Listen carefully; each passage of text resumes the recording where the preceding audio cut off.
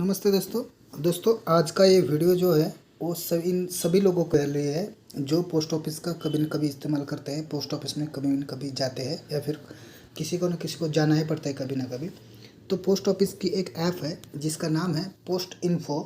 तो ये जो पोस्ट इन्फो ऐप है इनके बारे में बहुत सारे लोगों को पता नहीं है, और जिनको पता है उनको ये पता नहीं है कि ये ऐप यूज़ कैसे करते हैं। तो इसीलिए ये जो वीडियो है मैं फुल डिटेल में वीडियो लाया हूँ। इसमें फुल डिटेल में रिव्यू करूँगा इस ऐप का, यानी कि इस ऐप में जो भी सर्विसेज अवेलेबल है आप घर बैठे कर सकते हो। ऐसे सभी सर्विसेज को मैं फुल डिटेल में एक्सप्लेन करने वाला हूँ।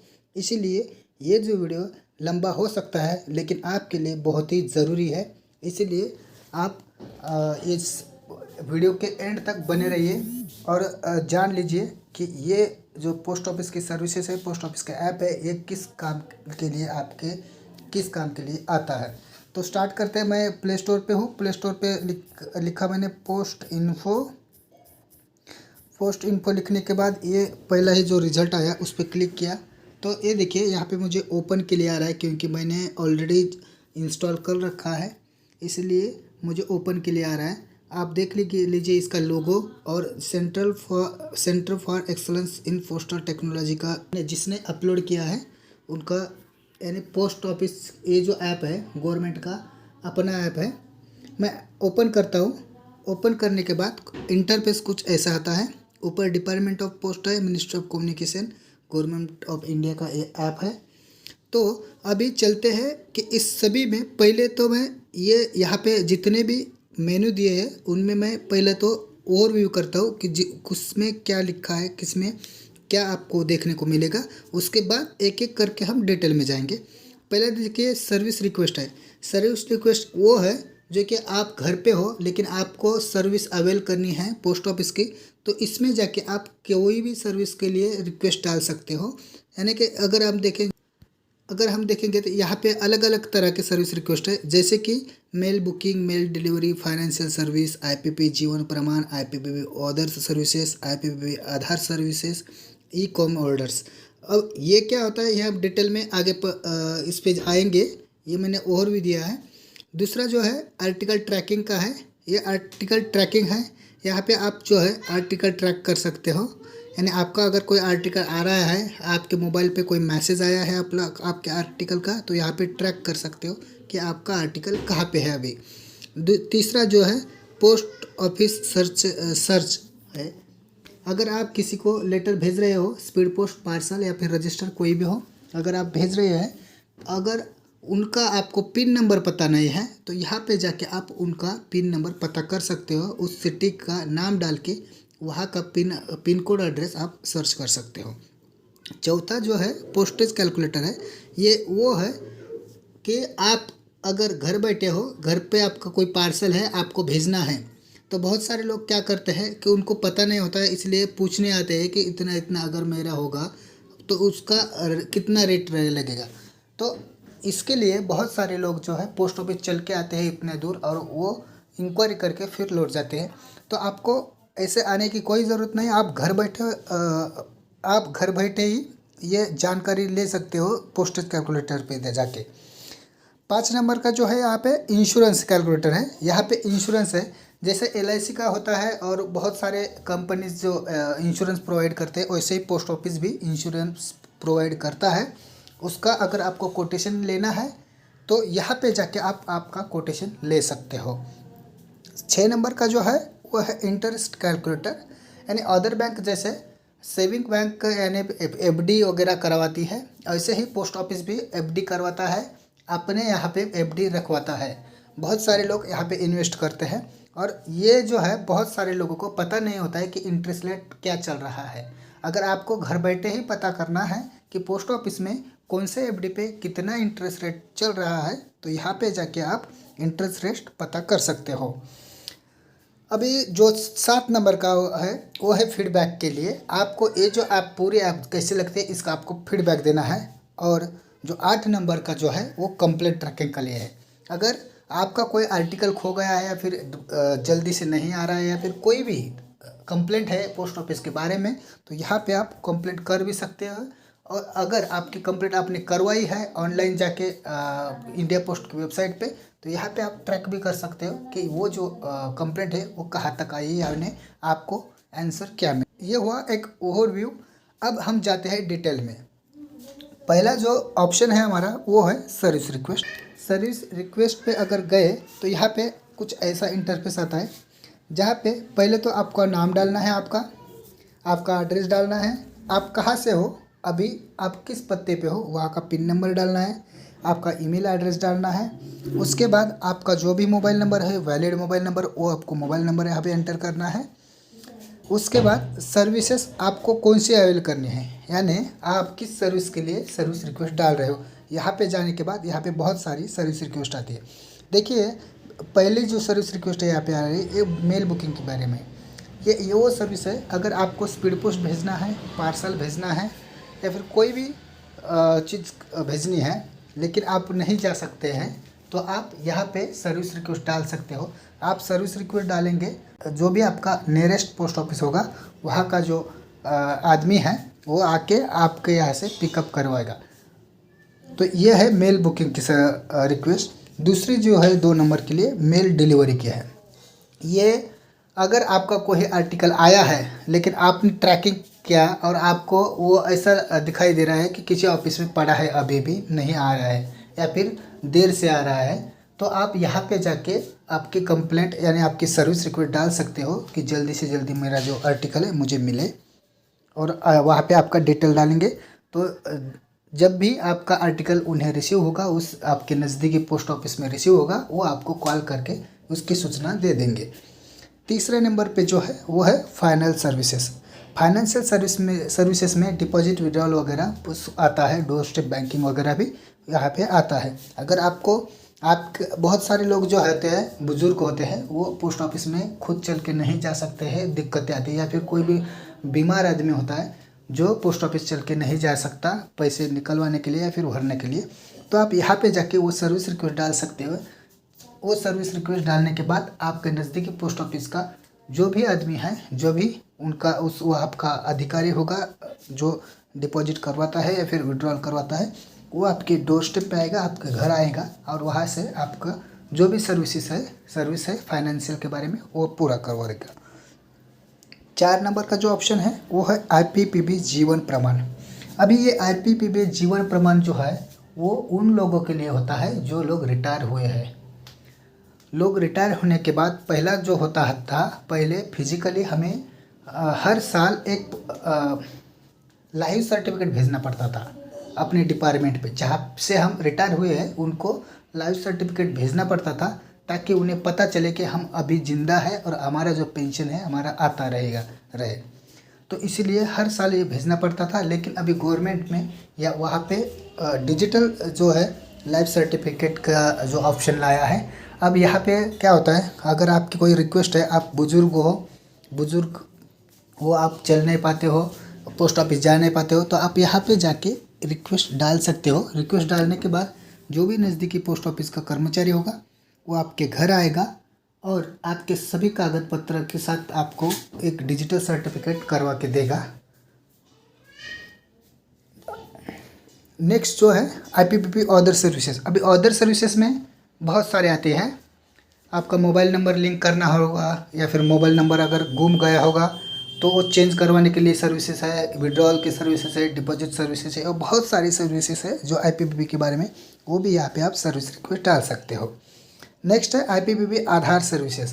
इसमें यह है कि अगर IPPB में अगर आपको आपके आधार को मोबाइल नंबर लिंक नहीं है या फिर वो मोबाइल नंबर जो है आपका खो गया है, दूसरा नंबर आपको उसको लिंक करना है आधार को आपके, तो ये भी यहाँ पे सर्विस डाल सकते हो।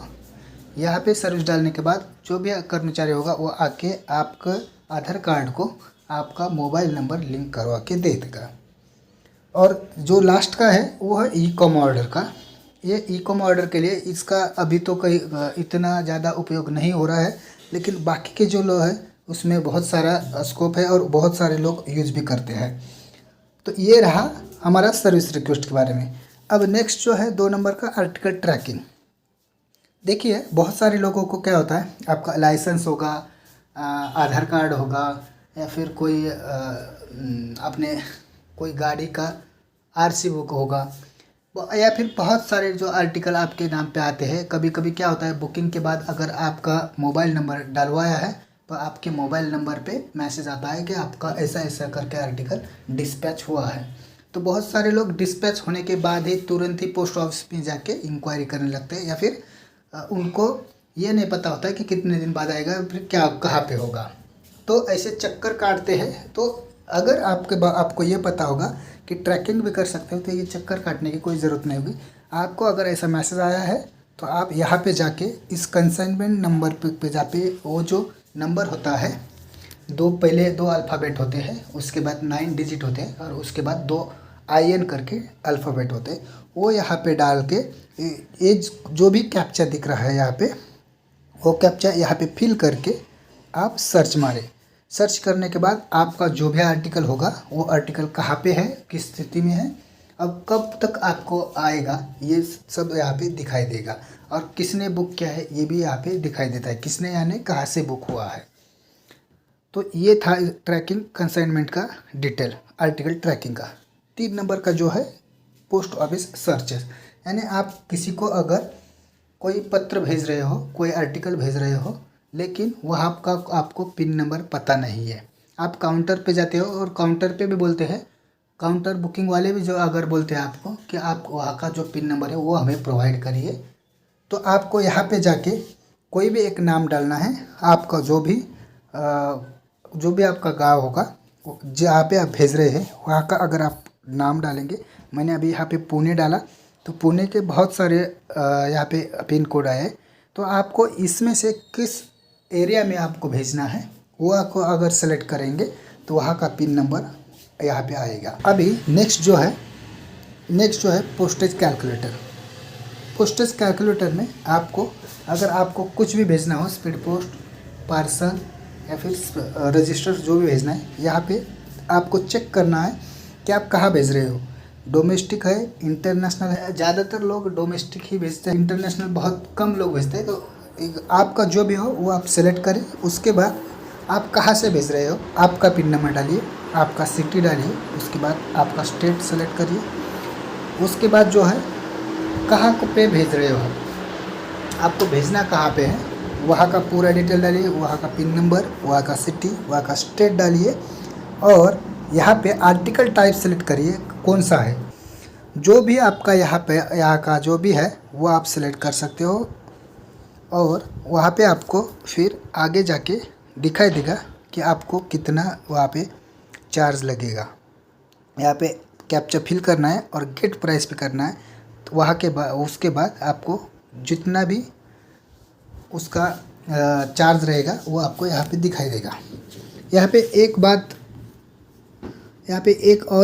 है, अगर आपका कोई पार्सल होगा तो पार्सल के लिए आपको यहाँ पे देख सकते हो वेट इन ग्राम्स लिखना पड़ेगा, लेंथ कितनी है सेंटीमीटर में लिखना पड़ेगा, विड्थ कितनी है वो भी सेंटीमीटर में और हाइट कितनी है वो भी सेंटीमीटर में लिखना पड़ेगा।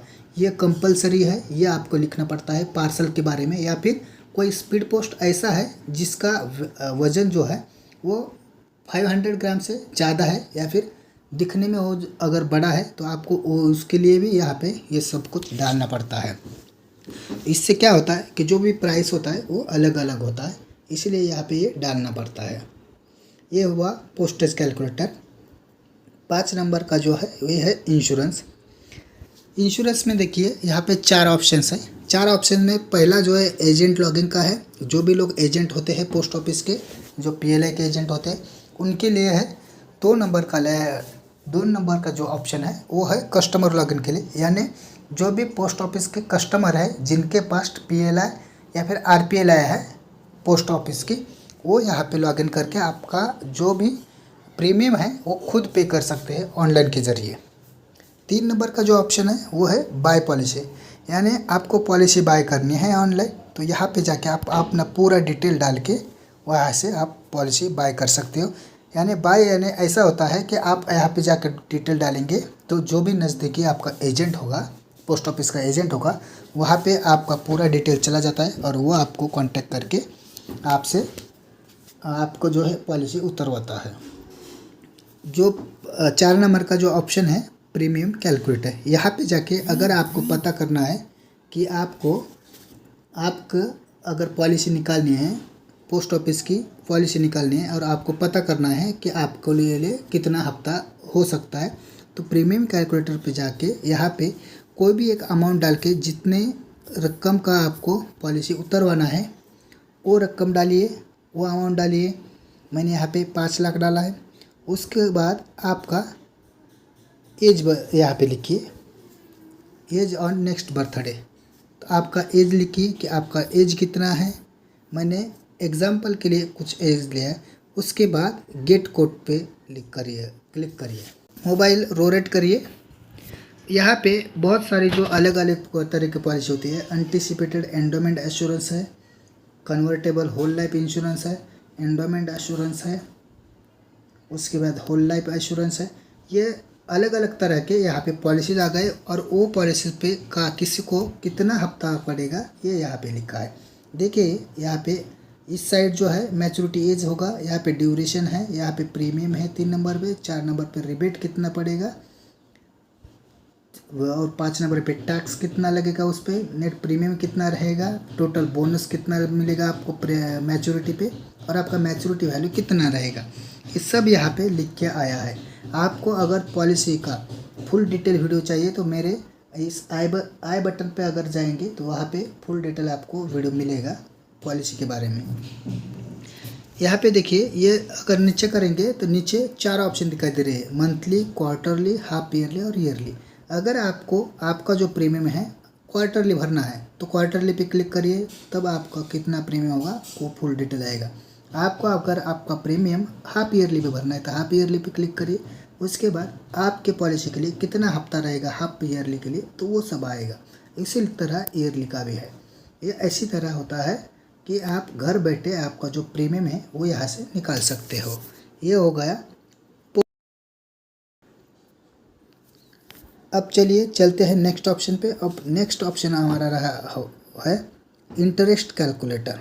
देखिए, जो पोस्ट ऑफिस में एफडी होती है, एफडी करवाते हैं लोग, तो उन लोगों को पता नहीं होता कि हमारे किसी पर्टिकुलर अमाउंट पे 1 साल के लिए या फिर किसी भी साल के लिए कितना अमाउंट मिलेगा। तो यहाँ पे जाएंगे तो ऊपर अगर जाएंगे तो यहाँ पे बहुत सारे स्कीम चलती है पोस्ट ऑफिस में, वो दी है।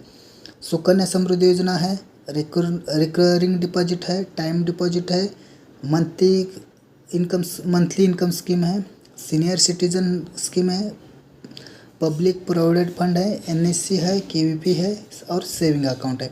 यहाँ पे जो भी आपको एफडी करवानी है वहाँ पे जाइए।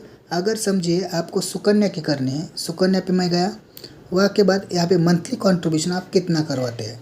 आपको अगर मंथली कंट्रीब्यूशन 1000 करवाना है तो यहाँ पे 1000 करिए। अब यहाँ पे आपके जो भी गर्ल चाइल्ड है, क्योंकि सुकन्या समृद्धि योजना जो होता है वो सिर्फ गर्ल चाइल्ड के लिए होता है, यानी लड़की के लिए ही होता है। तो उसका एज सेलेक्ट करिए। मैंने एज सेलेक्ट करा और उसके बाद कैलकुलेट पे करिए। तो कैलकुलेट करने के बाद यहाँ पे अगर देखेंगे वहाँ पे तो इंटरेस्ट रेट कहाँ का है, किस टाइम का है, 1/4/2020 से आज तक वही इंटरेस्ट रेट है, इसलिए यहाँ पे वो तारीख आ गई। यहाँ पे टोटल कंट्रीब्यूटेड होगा 15 साल होगा, यानी 15 साल आपको हर महीने 1,000 भरना है। मैच्योरिटी पीरियड होगा 21 साल का। उसके बाद टोटल कंट्रीब्यूशन जो होगा आपका 15 साल आप 1,000 भर के हर महीने भरते हो तो आपका जो होगा कंट्रीब्यूशन वो होगा 1,80,000 रुपये। टोटल इंटरेस्ट मिलेगा आपके 1,80,000 पे, वो होगा 3,30,373। और मैच्योरिटी जो अमाउंट होगा आपका टोटल वैल्यू 21 साल के बाद वो होगा 5,10,373। सुकन्या अकाउंट के बारे में बहुत सारे लोगों का मन में बहुत डाउट होते हैं। अगर किसी के मन में और भी डाउट होगा तो मुझे कमेंट बॉक्स में उसके क्वेश्चन पूछिएगा कि आपके मन में क्या डाउट है, मैं वो क्लियर करवाऊँगा। नीचे जाएंगे तो नीचे कितने साल के बाद, कौन से साल के बाद, कितना अमाउंट के बाद कितना इंटरेस्ट रेट मिलेगा, ये सब यहाँ पे लिखा है। देखिए यहाँ पे अगर 2022 का आप खोलते हैं 1 नंबर का, देखिए, और 1,000 रुपये भरते हो तो 1 साल का हो गया